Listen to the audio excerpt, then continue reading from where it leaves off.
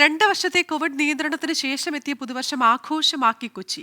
Parade ഗ്രൗണ്ടിലെ കൂറ്റൻ പാപ്പാഞ്ഞി കത്തിച്ചാണ് കൊച്ചിക്കാർ new year വരവേറ്റത്.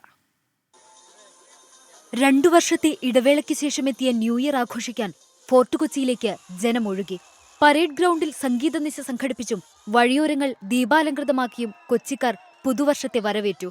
പോലീസിന്റെ കനത്ത സുരക്ഷയിലായിരുന്നു ഇത്തവണത്തെ ന്യൂ ഇയർ ആഘോഷങ്ങൾ. 700ഓളം പോലീസുകാരാണ് ഫോർട്ട് കൊച്ചിയിൽ മാത്രമായി സുരക്ഷ.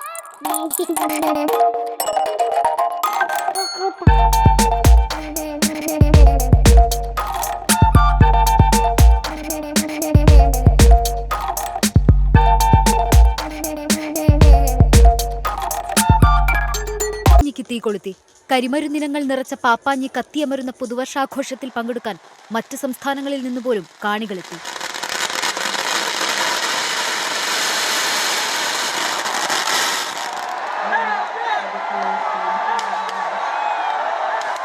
പുതുവത്സരം ആഘോഷിച്ച് മടങ്ങുന്നവർക്കായി മെട്രോയും റോറോയും അധിക സർവീസ് നടത്തി.